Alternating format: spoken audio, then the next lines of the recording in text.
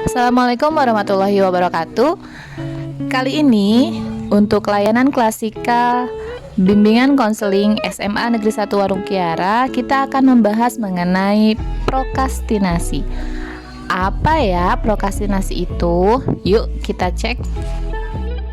Prokrastinasi merupakan suatu tindakan menunda-nunda tugas atau suatu pekerjaan penting yang disengaja dan dilakukan berulang-ulang oleh seseorang karena menganggap tugas tersebut berat, kurang menyenangkan, dan kurang menarik, yang membuatnya lebih memilih menunda tugas atau pekerjaannya tersebut untuk melakukan sesuatu hal yang lebih menyenangkan. Biasanya, prokrastinasi dapat dilakukan seseorang dalam berbagai bidang dan salah satunya adalah prokrastinasi dalam bidang akademik. Prokrastinasi akademik menurut McCloskey yaitu sebuah kecenderungan untuk menunda kegiatan dan perilaku yang terkait dengan pendidikan. Lalu, apa saja ciri-ciri orang yang memiliki sikap prokrastinasi atau disebut prokrastinator? Biasanya, orang-orang yang memiliki sikap prokrastinasi adalah lebih suka untuk menunda pekerjaan atau tugas-tugasnya. Berpendapat lebih baik mengerjakan nanti daripada sekarang, dan menunda pekerjaan adalah bukan suatu masalah atau hal yang biasa. Kemudian, terus mengulang perilaku prokrastinasi tersebut. Pelaku prokrastinasi akan kesulitan mengambil keputusan biasanya. Biasanya, orang-orang yang melakukan sikap prokrastinasi terlambat dalam mengerjakan tugas, kesenjangan waktu antara rencana dan kinerja, dan biasanya lebih memilih melakukan aktivitas yang lebih menyenangkan. Nah, prokrastinasi memiliki banyak bentuk, yaitu sebagai berikut. 1. Mengabaikan tugas dengan harapan tugas tersebut akan berlalu. Meremehkan tugas-tugas yang harus dikerjakan atau terlalu tinggi dalam menilai kemampuan dan sumber daya yang dimiliki. Menggunakan waktu berjam-jam untuk bermain game dan menjelajahi internet. Mengelabui diri sendiri dengan menyatakan bahwa performa yang biasa-biasa saja atau buruk sebagai suatu hal yang dapat diterima. Mengganti aktivitas yang seharusnya dilakukan dengan aktivitas yang berguna namun dirasa kurang penting. Selanjutnya, meyakini bahwa sedikit menunda-nunda tugas yang seharusnya dikerjakan tidak akan merugikan diri sendiri. Mendramatisasi komitmen terhadap suatu tugas alih-alih mengerjakannya. Kemudian hanya bertekun pada sebagian kecil tugas saja. Apa penyebab perilaku prokrastinasi? Ada dua faktor, yaitu faktor internal dan faktor eksternal. Faktor internal merupakan faktor yang terdapat dalam diri individu seperti kondisi fisik dan juga kondisi psikologis.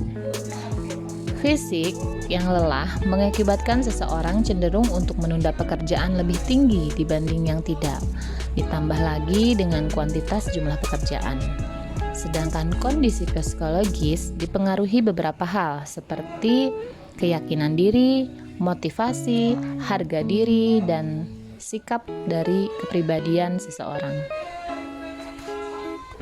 Terkait dengan kondisi psikologis yang mempengaruhi seseorang melakukan prokrastinasi, biasanya menjadi sumber kecenderungan prokrastinasi yaitu ketakutan akan kegagalan karena sasaran tidak realistis, ketakutan akan keberhasilan yang memberi konsekuensi pemberian tanggung jawab tambahan, ungkapan penolakan atau pemberontakan, kurangnya kecakapan dalam penyelesaian masalah, dan bisa juga sebagai sikap perfeksionis.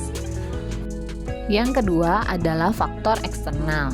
Faktor eksternal merupakan faktor yang berasal dari luar individu seperti pola pengasuhan orang tua, kontrol pengawasan baik di lingkungan keluarga atau di sekolah, serta lamanya batas waktu pengerjaan tugas. Fenomena prokrastinasi akademik yang dialami remaja jika tidak diidentifikasi dan berusaha diatasi akan berdampak negatif bagi peserta didik. Prokrastinasi akademik merupakan bentuk kemalasan di lingkungan akademik peserta didik dan akan berakibat pada banyaknya waktu yang terbuang sia-sia. Tugas-tugas menjadi terbengkalai, serta bila diselesaikan hasilnya menjadi tidak maksimal. Prokrastinasi akademik juga berdampak negatif terhadap kegiatan akademik peserta didik.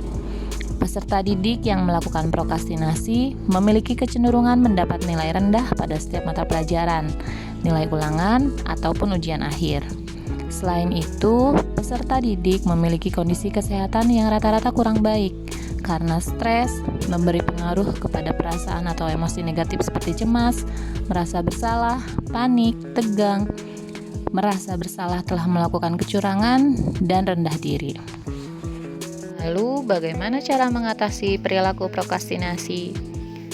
Yang pertama, cegahlah sebelum menjadi kebiasaan yang menyerang sedikit demi sedikit, namun nanti akan berakibat fatal. Yang kedua, menyiapkan agenda atau daftar hal yang harus dikerjakan. Mana yang harus dikerjakan, yang menjadi prioritas. Kemudian yang ketiga, membagi tugas yang besar menjadi bagian-bagian kecil sehingga dapat memudahkan kita untuk mengerjakan tugas. Kemudian yang keempat, meningkatkan motivasi diri kita sendiri dalam mengerjakan tugas. Dan yang kelima, jangan mengikuti rasa bersalah yang tidak relevan. Dan yang terakhir, meminta tolong jika pada waktunya ternyata kita membutuhkan pertolongan dalam mengatasi kesulitan kita dalam mengerjakan tugas. Sekian pembahasan mengenai prokrastinasi. Semoga kita tidak termasuk orang-orang atau yang memiliki ciri-ciri prokrastinasi tersebut. Jika ternyata di antara kita semua memiliki ciri-ciri dari sikap prokrastinasi, maka sudah saatnya sekarang kita mulai mengubah perilaku kita untuk menjadi lebih baik sehingga terhindar dari perilaku prokrastinasi. Terima kasih semuanya. Wassalamualaikum warahmatullahi wabarakatuh.